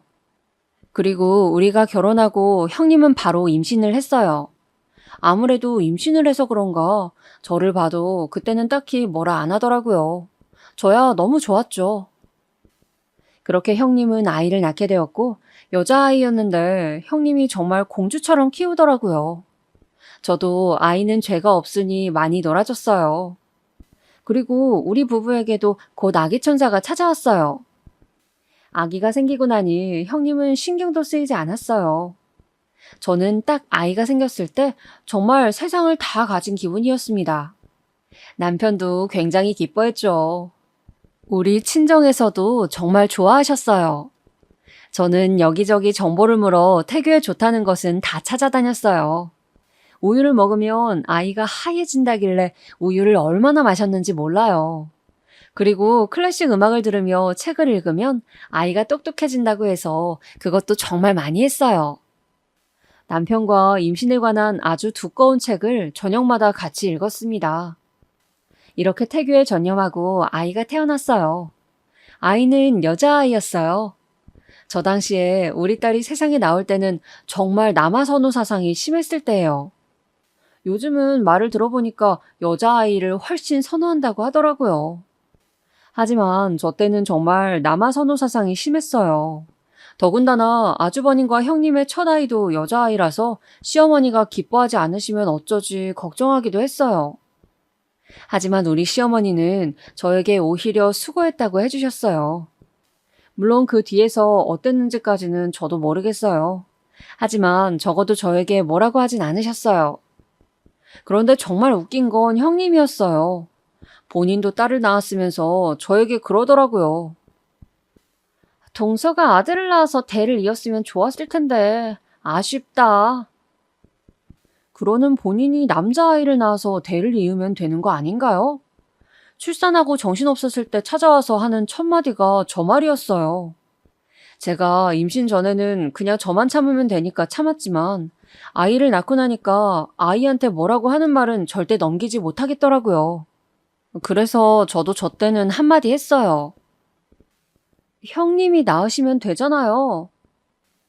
제가 저렇게 대답할 줄 몰랐는지 형님은 어이없다는 표정으로 저를 바라보더라고요. 지금 뭐라 그랬어, 동서? 남자아이는 형님이 낳으시면 되잖아요. 형님도 딸 낳으셨으면서 저한테 왜 그러세요? 제가 저렇게 형님한테 대놓고 뭐라 한 건 처음이거든요. 심하게 당황한 게 눈에 보였어요. 저 때 저희 주변에 아무도 없었거든요. 그래서 저는 오히려 그게 다행이라고 생각했습니다. 또 그렇게 한 방 먹이니까 속도 후련하더라고요. 저는 그래서 속으로 이제 날 안 건들겠네 라고 생각했어요. 하지만 그건 저의 오산이었죠. 형님은 저 이후로 더 괴롭힘이 집요해지기 시작했습니다. 형님은 원래도 자기가 박사인 것에 대해 엄청난 자부심이 있었어요. 그런데 전날 이후로는 그걸 굉장히 티를 많이 내기 시작했죠. 학벌에 대한 자부심이 정말 굉장히 강했어요. 시댁 모임이 있을 때마다 저는 모르는 서울 대학 생활에 대해 많이 말하더라고요. 그러면서 본인이 박사 과정을 얼마나 힘들게 겪었는지 말해주더라고요. 저는 사실 아무 관심도 없었어요. 궁금하지도 않았어요. 매번 똑같은 말로 저러니까 너무 지겹더라고요. 그래서 형님이 저럴 때마다 우리 딸하고 둘이 놀았어요. 그런데 정말 웃긴 건 형님은 제가 일부러 자리를 피하면 옆으로 따라오더라고요. 얘 현지야, 모르는 거 생기면 큰엄마한테 물어봐. 큰엄마는 박사잖아. 저렇게 말하는데 어찌나 얄미웠는지 몰라요. 아이를 낳아 길러보신 분들은 아실 텐데 아이들이 한창 질문을 많이 할 때가 있어요. 그냥 정말 아이들은 별걸 다 궁금해하구나 그때 처음 알았죠. 아무래도 나이가 비슷하니까 시댁에 가면 시조카와 우리 딸은 같이 놀았었거든요. 그런데 제가 아이들과 놀아주며 그냥 기본 상식을 알려주면 형님은 꼭 시조카에게 이렇게 말했어요. 작은 엄마가 그렇게 말했어? 궁금한 게 생기면 엄마한테 물어봐야지. 엄마는 박사잖아. 저 말을 들으면 제가 괜히 민망해지더라고요. 자기가 박사라는 걸 어찌나 자랑하던지. 어느 날은 딸이 저에게 그러더라고요. 큰엄마 이름이 박사야? 정말 박사를 얼마나 말했으면 딸이 저에게 저랬겠어요? 전날 남편과 얼마나 둘이 웃었는지 몰라요. 형님은 그게 부끄러운 행동인지도 모르는 것 같았어요. 그리고 일부러 저는 모르는 내용으로 말하더라고요. 저도 대학을 안 나왔지 바보는 아니잖아요. 그래도 나름 직장 생활도 오래 했었거든요. 아, 형님은 이 부분에서 제가 마음에 안 들었을 수도 있을 것 같아요. 왜냐면 형님은 공부는 오래 했지만 직장에서 일했던 경험은 없거든요. 그래서 신혼 때 시어머니가 저와 남편에게 요즘 직장은 괜찮냐고 물어보면 표정이 매우 안 좋더라고요. 형님이 생각할 때 저는 대학을 나오지 않았는데 직장 경험이 있으니 안 이뻤나 봐요. 그러니까 계속 자기가 박사라는 걸 내세웠던 것 같아요. 자기가 생각할 때 저보다 잘난 게 저 부분인 것 같았습니다. 그런데 저는 제가 대학을 나오지 않았지만 남편은 저를 사랑하고 시어머니도 뭐라 안 하시고 우리 시대에는 대학을 나오지 않은 사람이 많아서 정말 괜찮았거든요. 그리고 저는 딸아이를 낳고 나서는 직장을 그만두게 되었어요. 형님은 그때 자기가 저를 이겼다고 생각했나 봐요.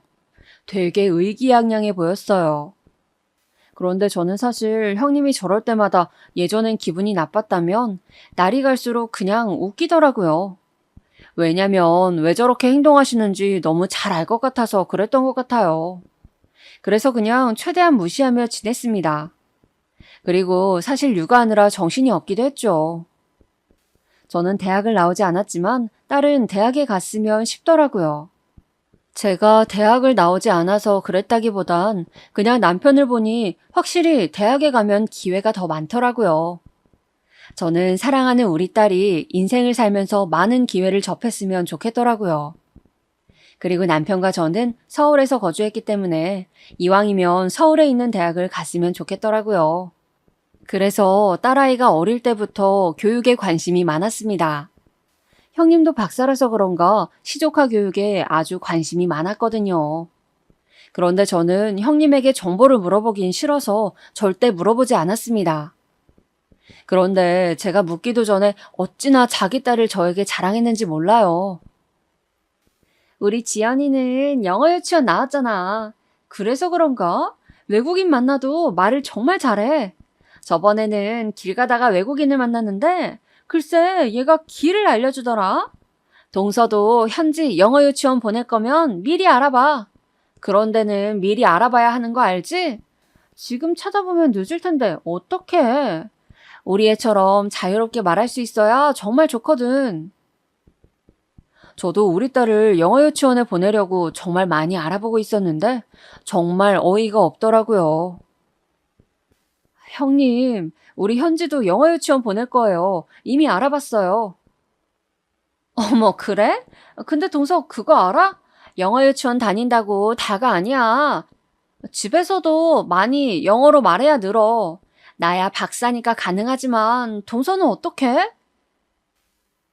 그건 제가 알아서 해요. 거기까지 신경 써주시다니 참 고맙네요. 아니야, 고맙긴 뭘. 궁금한 거 있으면 언제든 물어봐. 나는 박사잖아. 정말 형님과 대화하면 너무 화가 나더라고요. 남편과 저는 잘 싸우는 편이 아니었는데 제가 형님을 만나고 돌아오면 자주 싸우게 되더라고요. 저를 대놓고 무시하니까 저도 가만히 당하고 있긴 싫으니까 대응해주게 되는데 에너지 소모도 너무 컸어요. 평소에 저를 건드는 말만 한다면 저는 늘 그랬듯 언제든지 무시가 가능했을 것 같아요. 그런데 아무래도 아이와 관련된 내용이 나오면 저도 모르게 대꾸가 나오더라고요. 그걸 아는지 형님은 아이 교육에 관련된 내용을 자기가 나서서 말하더라고요. 그리고 아무래도 형님 딸과 우리 딸의 나이 차이가 크지 않아서 비교도 많이 되었어요. 성적에 대한 비교는 아이들이 학교가 높아질수록 심해졌죠. 저는 원래 남과 비교를 많이 하는 성격이 아니에요. 그런데 시댁에 모일 때마다 형님은 우리 딸한테 성적이 어느 정도인지 계속 물어보더라고요. 제가 중간에 나서서 그런 건 물어보지 말라고 하면 형님은 늘 이렇게 대답했어요. 어머, 성적 별로인가 보다.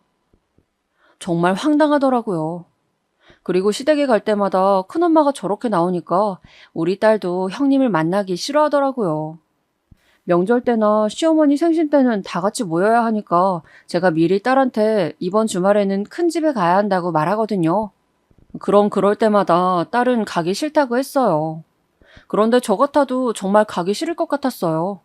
완전히 어릴 때는 아무 생각 없이 대답했겠지만 딸아이가 사춘기에 들어가서도 그러더라고요. 그 나이 때는 비교에 굉장히 예민하잖아요.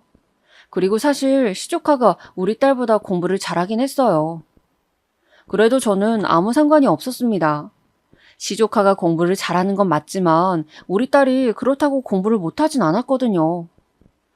저도 물론 딸이 좋은 대학에 진학하면 좋을 것 같아서 어릴 때부터 교육에 관심이 많았습니다. 하지만 저는 공부보다 중요한 것은 인성이라고 생각해요. 서울대에 가더라도 저는 인간적으로 우리 딸이 정말 잘된 사람으로 자라길 바랐어요. 무조건 양보하며 살라는 것은 아니어도 그래도 예의 바르고 항상 친절하고 거짓말하지 않는 그런 사람이요. 사실 형님 딸은 공부를 잘했어도 버릇이 없었어요. 이건 저희 남편도 동의하는 말이에요. 그래도 우리가 작은 아빠 엄마잖아요. 그런데 단 한 번도 먼저 인사를 한 적이 없습니다. 항상 저희가 먼저 인사했어요. 사실 인사가 사람 사이에 가장 기본적인 예의잖아요. 그런데 시조카는 그런 기본적인 예의조차 없었습니다. 그리고 정말 고집도 세고 자기가 항상 우선시 되어야 했어요. 저는 우리 딸이 외동이라 사회성이 부족할까봐 걱정이 되어서 웬만하면 언니에게 양보하라고 했거든요. 그런데 시조카는 단 한 번도 우리 딸에게 먼저 양보한 적이 없습니다. 시어머니가 용돈을 주어도 인사는 우리 딸만 했어요. 정말 이쯤 되니까 저도 정이 안 들더라고요. 시댁에 와서 하는 거라곤 인사도 아니고 성적 자랑이니 어이가 없었습니다. 딸도 점점 사촌 언니와 비교되는 게 많이 부담스러운 것 같더라고요. 그래서 제가 도저히 안 되겠다고 생각하고 딸아이가 초등학교 고학년일 때 남편에게 진지하게 말했어요. 현지가 시댁에 가면 형님이 자꾸 성적 물어봐서 스트레스를 받아. 내가 아무리 말해도 들은 척도 안 하는 거 알지? 당신이 형한테 얘기 좀 해봐. 알겠어. 내가 얘기할게. 저는 남편이 아주버님과 얘기하니까 해결이 될 줄 알았어요. 하지만 이건 또 저의 오산이었어요. 그렇게 말하고 바로 다음 날이었어요. 형님에게 전화가 오더라고요. 여보세요? 형님? 동서, 정말 자격지심 있는 건 나도 잘 알겠어. 그런데 애들 성적 가지고 비교하지 말라고 했다며? 왜? 차마 얼굴 보고는 말 못하겠어? 남편 통해서 말하게. 그리고 뭐 내가 없는 말 지어냈니?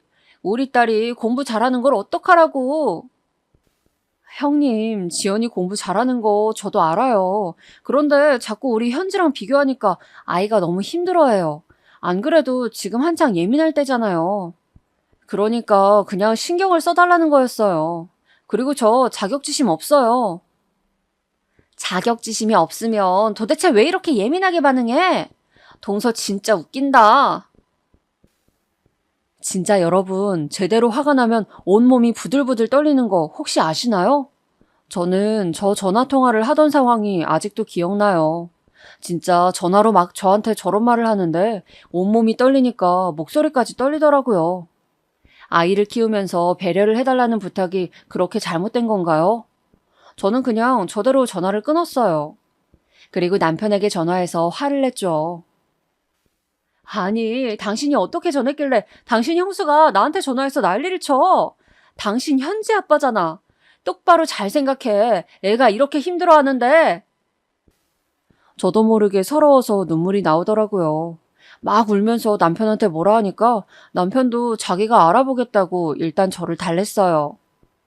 그날 저녁에 남편한테 전해들은 말로는 아주버님도 형님이 아이 교육에 집착을 너무 많이 해서 힘들어하신다고 하더라고요. 저는 그 말을 듣고 아무래도 본인이 박사라서 그런가 보다 생각했어요. 워낙 박사에 대한 자부심이 엄청난 사람이니까 그냥 우리가 최대한 무시하며 살자고 남편과 얘기했던 기억이 나요. 그런데 형님은 정말 제가 살면서 본 사람 중에 제일 신기한 사람이에요. 최대한 좋게 생각하려 해도 그렇게 안 놔두더라고요.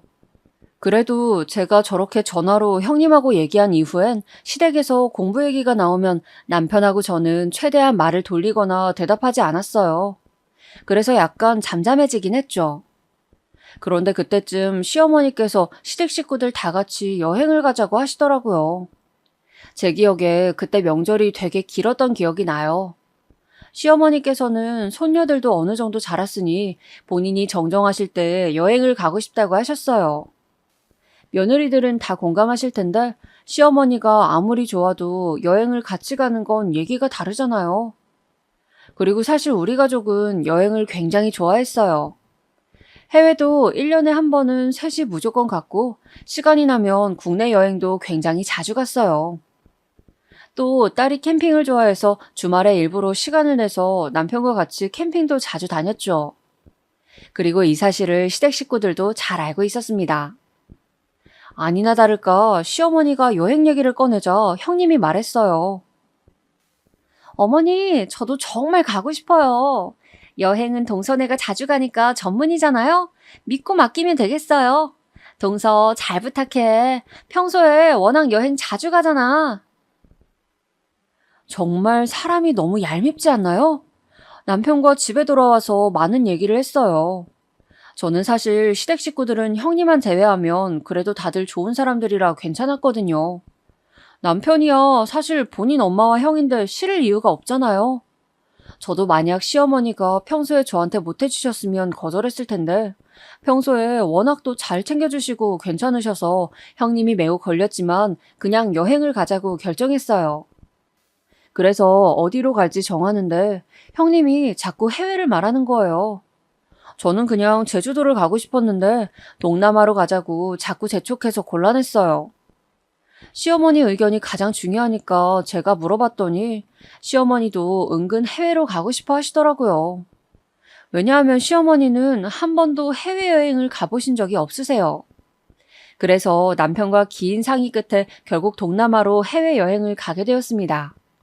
바로 세부요. 세부 정도면 관광지고 가깝고 이미 남편과 다녀온 곳이라 크게 부담이 없었어요. 그렇게 진짜 제가 다 알아보고 여행을 떠나게 되었는데 저는 정말 거기서 형님한테 없던 정도 떨어지더라고요. 동서, 이게 뭐야? 어우, 음식이 왜 이래? 동서, 제대로 알아봤어야지. 여긴 별로다. 동서, 이건 어떻게 하는 거야? 저는 제가 형님의 개인 비서인 줄 알았습니다. 자유여행으로 갔었는데 그러다 보니 모든 걸 저와 남편이 기획했거든요. 그런데 가는 곳마다 사사건건 시비를 거는 거예요. 또 얄밉게 저한테만 슬쩍 와서 저러더라고요. 저는 시어머니가 해외여행이 처음이시니까 최대한 옆에 붙어 있었는데 잠깐 떨어지면 옆으로 와서 저러는 거예요. 제가 대답하지 않거나 퉁명스럽게 말해도 계속 저러더라고요. 그냥 제 속을 긁는 게 목적이었나 봐요. 그리고 아주버님네는 아주버님이 의사고 돈도 많으면서 같이 해외여행 한 번을 간 적이 없더라고요. 평소에 돈 자랑을 그렇게 하면서 여행 비용은 또 칼같이 나눠내길래 그것도 정말 미웠습니다. 그래도 해외까지 왔는데 내가 참자며 속으로 참을 인을 얼마나 새겼는지 모릅니다. 그리고 세부에서도 어딜 갈 때마다 저에게 통역을 시키는 거예요. 본인이 박사라고 얼마나 자부심이 넘쳤는데 저한테 통역을 시키니까 저는 안 그래도 정신이 없었는데 자꾸 그러니까 귀찮고 욱해서 말했습니다. 형님, 박사면 그 정도 회화는 기본 아니에요? 형님 잘하실 것 같은데 혼자 해보세요. 그런데 형님은 저 말이 그렇게 기분이 나빴나 봐요. 저한테 막 소리를 지르는 거예요. 동서, 정말 예의 없다. 사람이 왜 그래 정말? 내가 잘 지내려고 노력해도 동서가 도와주질 않아. 저는 정말 깜짝 놀랐습니다. 누가 봐도 이제까지 늘 저를 일방적으로 무시하고 불편하게 했던 것은 형님이거든요. 오죽하면 우리 딸도 큰엄마는 엄마한테 왜 그러는 거냐고 할 정도였습니다. 그런데 저런 말을 그것도 해외 세부 바다에서 저러니까 저는 정말 당황스럽더라고요. 그래도 제가 손 아랫사람이기도 하고 또 가족여행으로 놀러 왔으니까 저는 그냥 좋게 말했습니다. 아니, 형님은 박사니까 이 정도는 괜찮으신 줄 알았어요. 기분 나쁘셨으면 죄송해요. 동서, 누가 보면 동서가 윗사람인 줄 알겠어. 내가 그동안 참고 참았는데 정말 너무하네. 저는 진짜 기가 막혔어요. 형님이 저한테 저런 말을 하면 안 되지 않나요? 제가 그동안 참아온 세월이 있잖아요. 저도 웬만하면 참으려고 했는데 제가 제일 싫어하는 딸아이 비교를 시작하더라고요. 동서, 마음 곱게 먹어야 현지도 똑똑해지는 거야. 우리 지연이 똑똑해서 질투나서 그런가 본데 제대로 생각해. 애가 뭐를 보고 배우겠어? 저는 저한테 뭐라 하는 것은 참아도 우리 딸한테 뭐라 하는 것은 절대 참지 않거든요. 그래서 저도 지지 않고 말했어요. 형님, 자꾸 우리 딸 공부 못한다고 하시는데 현지도 충분히 공부 잘해요. 형님이 자꾸 그런 식으로 말씀하시니까 애가 시댁에 오기 싫어하잖아요. 어머, 그럼 나 때문이라는 거야? 동서 정말 무섭다. 사람을 그냥 몰아가네.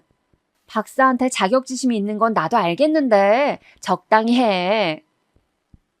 정말 화가 나서 손이 떨리더라고요. 그때 마침 남편이 저희를 데리러 와서 그냥 들어갔는데 저는 이제까지 그래왔듯 그대로 넘기려고 했어요. 그런데 형님이 갑자기 식당에 들어오더니 막 우는 거예요. 다들 분위기가 당황해서 시어머니도 왜 그러냐고 했어요. 그랬더니 형님이 막 울면서 말을 꺼내더라고요. 제가 아무래도 박사니까 아는 게 있어서 아는 척을 했더니 동서가 그게 안 입고 왔나 봐요. 저한테 뭐라고 하는데 그게 너무 속상해서요. 동서, 나도 미안해. 앞으로 아는 척 안 할게. 정말 형님은 제 생각보다 고단수였어요. 남편도 저한테 저게 사실이냐고 하더라고요.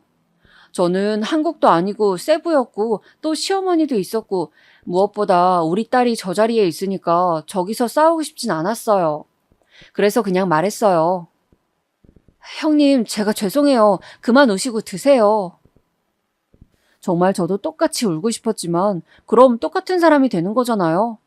그래서 그냥 그렇게 무마하고 아주 어색한 상황에서 밥을 먹었습니다. 그리고 숙소로 돌아와 울면서 남편에게 하소연했어요. 내가 세부까지 와서 형님 저러는 거 받아줘야 하냐고 하니 남편이 그럼 아까 그 자리에서 뭐라 한마디라도 하지 그랬냐고 하더라고요. 어떻게 보면 저 말이 정답인데 그게 그렇게 저는 또 속상하고 서럽더라고요. 당신은 내가 정말 아무 생각 없이 가만히 있었다고 생각해? 당신이야말로 형수가 그러면 나 막아줄 수 있잖아. 정말 너무한다. 나는 둘이 무슨 일이 있었는지 모르니까 나설 수가 없지. 그리고 엄마도 계시잖아. 여보, 그만하자, 제발. 나도 그래서 거기서 가만히 있었던 거라고. 당신이 내 편을 안 들어주면 어떡해? 형수 저러는 거 한두 번 보냐고. 어떻게 한마디도 안 해? 아, 그럼 어떡하라고. 지금 내가 형네 숙소 가서 따지라는 거야? 말을 왜 그렇게 해? 결국 형님과 저의 싸움은 부부싸움으로 확대되었어요. 정말 너무 서러워서 국제전화로 친언니에게 전화해서 울면서 말했던 기억이 나요. 기분 좋자고 간 여행에서 저렇게 싸우게 되니까 너무 속상했습니다. 시어머니도 저한테 대놓고 뭐라 하시진 않았지만 기분이 좋아 보이진 않았어요. 저는 결국 결론을 얻게 되었죠. 형님과는 무슨 일이 있어도 엮이지 않겠다는 결론이요. 그래서 세부에서 돌아오고 시댁 행사가 있어서 같이 모이는 자리가 있어도 최대한 형님하고 둘이 남게 되는 상황은 피했습니다. 그리고 그때 마침 형님은 임신하게 되었어요. 네, 바로 늦둥이를 가지게 되었죠. 그래서 시댁에 잘 나타나지 않았습니다. 저는 정말 다행이라고 생각했어요. 그리고 아주버님 부부의 늦둥이는 아들이었죠. 시어머니가 아무리 괜찮으신 분이라고 하시더라도 아무래도 옛날 분이시니까 아들이라고 하니 아주 좋아하시더라고요. 저는 워낙 여기저기서 들은 게 많아서 놀랍진 않았어요. 대놓고 손자를 좋아하시니 기분이 좋진 않았지만 이해는 했습니다.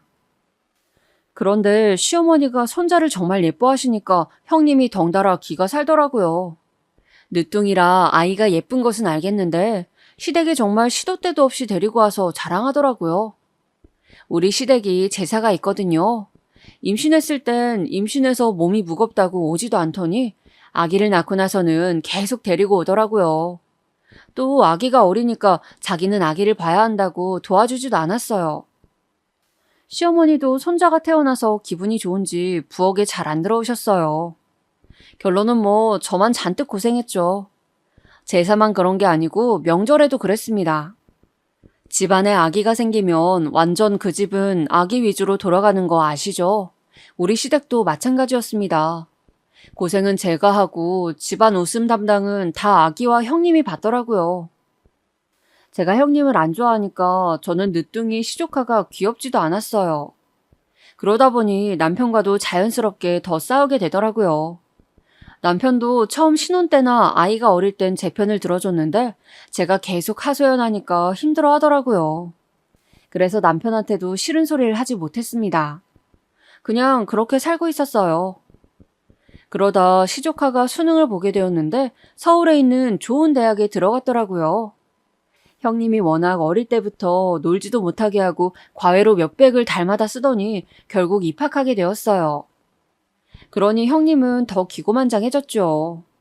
본인은 아들도 있고 딸도 좋은 대학을 갔으니 얼마나 당당하겠어요. 시어머니도 그때부터 되게 형님을 많이 챙기더라고요. 머리로는 이해했지만 마음으로는 서운한 것은 어쩔 수 없었습니다. 그래도 최대한 신경 쓰지 않고 우리 딸 대학 입시에 집중했습니다. 딸은 본인이 가고 싶어하는 학교가 명확했어요. 서울에 있는 유명 여자대학이요. 어릴 때부터 그 학교에 가고 싶어 해서 학교에서 주최하는 견학도 자주 갔었습니다. 딸 방에는 대학 포스터가 여러 개 붙여져 있었어요. 너무 가고 싶어 하는 학교여서 정말 많이 노력했어요. 저는 딸이 그 학교에 가면 당연히 좋겠지만 가지 않아도 괜찮았습니다. 그런데 정말 하늘도 너무하신 게 우리 딸이 원하는 대학에 떨어진 거예요. 너무 속상해해서 며칠간 밥도 먹질 않더라고요. 종일 우는데 딸이 저렇게 힘들어하는데 가슴이 찢어지더라고요. 제가 아무리 대학이 다가 아니라고 말해도 딸한테는 와닿지 않았나 봐요. 그렇게 힘들어하던 딸을 겨우 달랬습니다. 네가 원하면 재수를 하라고 했더니 알겠다고 하더라고요. 그래서 재수를 결정하고 마무리되나 싶었어요. 그런데 설날이라 시댁에 갔더니 역시나 형님이 물어보더라고요. 동서, 현지 대학은 어떻게 됐어? 재수해서 간다고 하더라고요. 다른 학교엔 붙었는데 마음에 안 든대요. 어머, 엄마 닮아 돌대가리인가 보네. 뭐라고요? 장난이야. 뭘 그렇게 화를 내? 진짜 사람이 왜 저러나 싶었어요. 제가 너무 화나서 형님을 노려봤더니 장난인데 왜 이렇게 예민하냐고 하더라고요. 형님, 말 예쁘게 하세요. 정말 왜 그러세요? 동서야말로 윗사람한테 예의 지켜. 지금 뭐 하는 거야?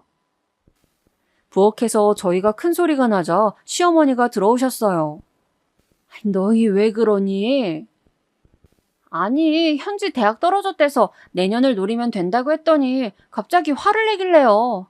무섭네요, 어머니.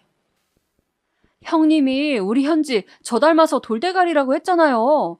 왜 맨날 없는 말을 지어내세요? 이것 보세요. 제가 그래도 손 윗사람인데 정말 너무 무서워요. 둘 다 그만해라. 정말 내 앞에서 뭐 하는 거니? 시어머니도 화를 내시더라고요. 저는 정말 억울하고 속이 터져서 그 자리에 있고 싶지도 않았어요. 형님이 저러는 거야 뭐 한두 번이 아니었지만 시어머니도 나중엔 은근 형님 편을 들더라고요. 제가 아랫사람이니까 속이고 들어가라 하길래 시어머니한테도 정말 서운했어요. 막말을 들어도 결국 저는 아들도 없고 아랫사람이라는 거죠. 아이를 키우다 보면 아무래도 이런저런 일이 많이 생기는데 그것보다 중요한 게 인성이라고 시어머니가 저에게 그러더라고요. 저는 그 말을 형님에게도 했는지 궁금했어요. 저는 정말 공부보다 인성이 중요하다고 생각하거든요. 형님은 제가 아는 사람 중에 인성이 가장 별로였습니다. 시조카들도 콩 심은데 콩 난다고 정말 인성이 별로였습니다. 그래도 우리 딸은 재수하게 되었지만 참 예의 바르고 착하거든요. 동네에서도 어른들이 얼마나 예뻐하시는지 몰라요. 학교 선생님들과 학원 원장님도 이렇게 예의 바른 아이가 없다고 칭찬을 많이 해주세요. 그런데 저한테 인성이 먼저라고 하니까 시어머니에게 너무 서운했어요. 물론 시어머니도 형님이 저렇게 말한 것을 모르시니까 이해는 했어요. 그래도 남편은 형수 진짜 이해가 가지 않는다고 하더라고요. 형님은 저 이후에 저 공부에 집착하기 시작했어요. 첫째는 명문대에 갔으니 둘째도 보내고 싶었나 봐요. 제가 봐도 좀 심하게 공부 압박을 하더라고요. 그런데 첫째와는 다르게 둘째는 형님이 원하는 수준에 도달하지 못했나 봐요. 시댁에 와서도 공부를 계속 시키더라고요.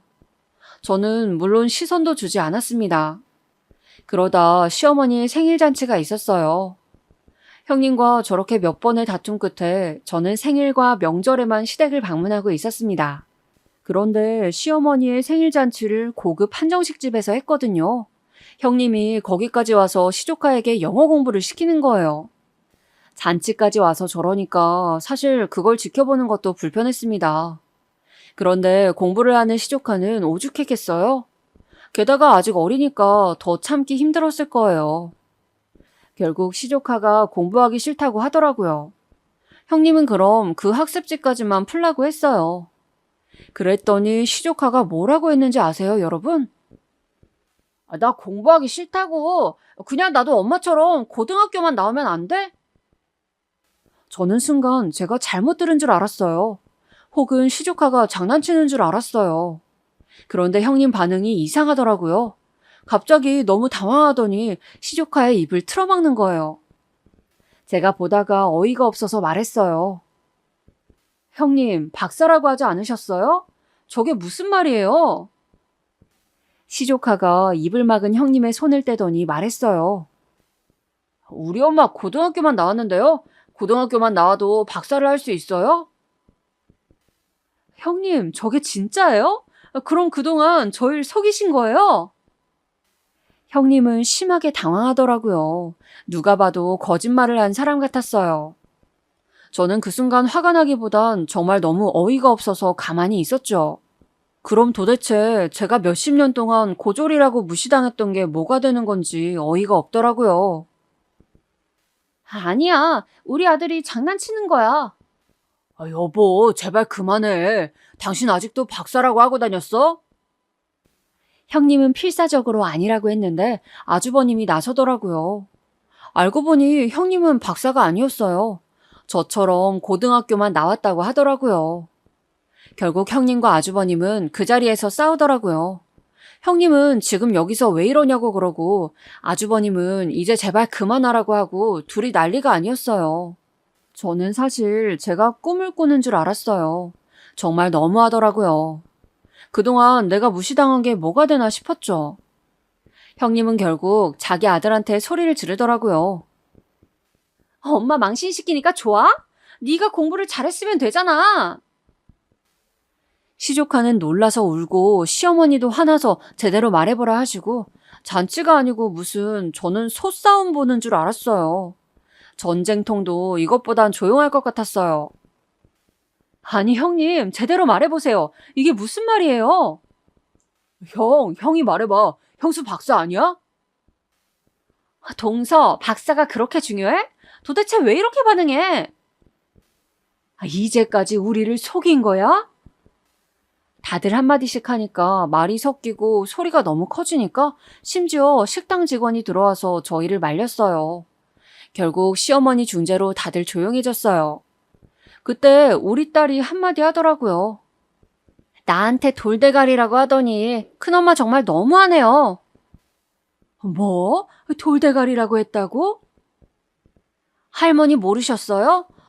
저번 설에 그래서 엄마랑 큰엄마랑 싸운 거잖아요. 시어머니는 모르고 계시더라고요. 그냥 정말 형님 말만 듣고 제가 예민하게 반응한 줄 알았대요. 형님은 얼굴이 새빨개진 채로 있다가 결국 도망치듯 나가더라고요. 저는 정말 제가 몇십 년 동안 무시당했던 것을 그날 다 풀었습니다. 남편도 시어머니도 우리 딸도 모르고 있던 사실을 그냥 속 터놓고 말했어요. 말하다 보니 저도 속상해서 눈물이 막 나오더라고요. 그렇게 집에 오는데 남편이 제 손을 잡고 정말 미안하다고 하더라고요. 본인도 형수가 그렇게 행동했을 줄은 몰랐대요. 물론 사이가 안 좋은 건 알았지만 이 정도로 생각은 하지 못했다고 하더라고요. 나중에 안 사실인데요. 형님이 박사라고 했던 것은 그냥 사소한 말 한마디였대요. 결혼 허락을 받으러 올 때 무심코 내뱉었던 말이 이렇게 커질 줄 몰랐다고 하더라고요. 순간 내뱉은 말이 평생을 그렇게 살게 한 거죠. 아주버님은 당연히 장난인 줄 알고 넘어간 거였고요. 장난으로 집에서도 본인이 박사라고 하니까 남들한테도 그렇게 진지하게 말하고 다닌 줄 몰랐다고 하더라고요. 또 사실 아주버님은 의사여서 정말 바빴어요. 그래서 시댁 행사가 있어도 잘 오지 않으셨죠. 보통 형님만 온 적도 많아요. 그러니 모를 것 같기도 했어요. 형님은 사소한 말 한마디가 커지고 커져서 본인도 그 거짓말이 감당이 안 되는 지경이더라고요. 말한 게 있으니 아니라고 하기에도 애매해서 해명할 순간을 놓친 것 같다고 남편이 그러더라고요. 결혼식 전에는 해명해야지, 아기를 낳기 전에는 해명해야지 하면서 점점 늦춘 게 이 지경까지 왔다고 했어요. 저는 이걸 보고 정말 거짓말은 어떤 경우에서도 해서는 안 된다고 생각했습니다. 그리고 무엇보다 형님이 저한테 저랬다는 걸 시댁 식구들은 전혀 모르고 있었어요. 형님이 저와 둘만 있을 때 자주 그랬으니 뭐 당연한 거네요. 시어머니도 저에게 몰라봐서 미안했다고 하셨어요. 그렇게 저를 고등학교만 졸업해서 뭘 모른다고 무시했으면서 결국 본인도 고등학교만 졸업했다니 정말 기가 막혔습니다. 형님은 그 이후에 시댁에 나타나지 않으셨어요. 당연히 저라도 못 올 것 같긴 해요. 얼마나 창피하겠어요. 시댁에 나타나지 않으니 자연스럽게 시어머니 사랑은 우리 딸이 받게 되었죠. 사실 형님이 저렇게 시댁에 잘 왔던 건 시어머니가 재산이 좀 있으세요. 그래서 아들 낳고 그렇게 좋아했던 거예요. 그런데 그 재산도 못 받게 되었죠. 저는 재산도 재산이지만 결국 자기가 한 말에 자기가 저렇게 당한 게 너무 웃기더라고요. 처음엔 화도 좀 났는데 이제는 그냥 웃겨요. 그동안 얼마나 본인이 괴로웠겠어요. 저를 무시하면서 마치 자기가 정말 박사인 것처럼 행동할 때 심정이 어땠을까요? 아닌 것을 누구보다 잘 알면서 저를 무시했다는 것은 결국 본인의 자격지심 때문이겠죠? 저는 정말 저렇게 안 살아서 다행이라고 생각했어요. 시어머니도 사람 됨됨이를 평소에 정말 많이 강조하셨거든요. 형님이 우리를 그동안 속인 것을 알게 되자 정말 칼같이 끊으시더라고요. 그래서 저는 보기 싫은 형님의 얼굴도 목소리도 이제 살면서 마주할 일이 없어서 아주 기분이 좋아요. 그리고 한편으로는 안쓰러운 마음도 들었어요.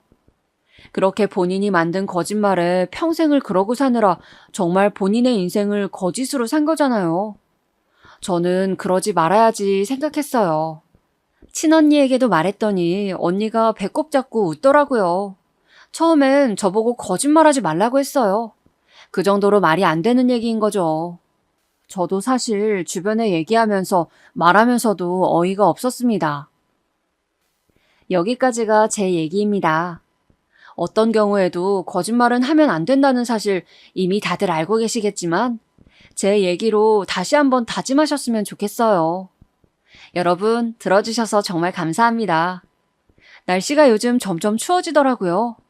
다들 건강관리 유의하시고 행복한 연말 맞이하시길 진심으로 바랄게요. 감사합니다.